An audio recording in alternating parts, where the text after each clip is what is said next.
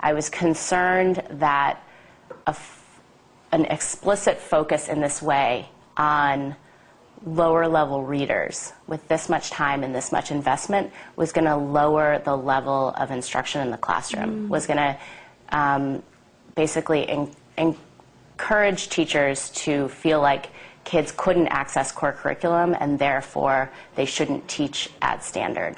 And I was very excited and not surprised, but glad to see that it did not play out in that way. Just as we know that when you use ELD strategies or strategies that are good for students with learning disabilities, often what that means is really good explicit teaching.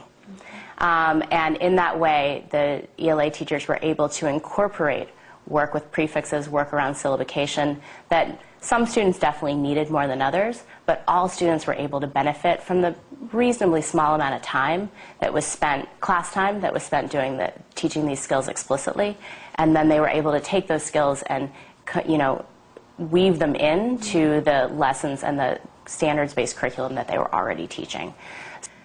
We had basically 3 professional development foci this year. The first was around learning targets and formative assessment, really making sure we knew what we were teaching, and then how do you know on a day-to-day level what kids are learning.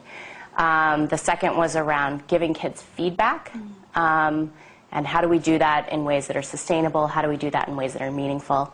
And the third was around using data to set measurable goals, both teachers using data to set measurable goals with their students and also encouraging students and figuring out how students can be involved in that process and set their own goals and know their own data. So there are a lot of parts of the inquiry process that really fit with that piece.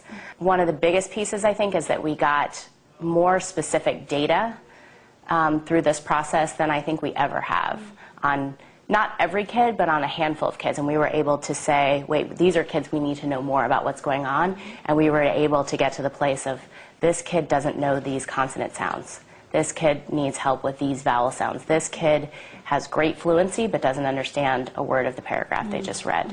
And so we were able to get to a place and track that data in a much more meaningful way. And we were able to then share that data with kids. Teachers were able to have that data and understand then what can they do in their classrooms in order to help kids. And just knowing what's going on really improved the teaching.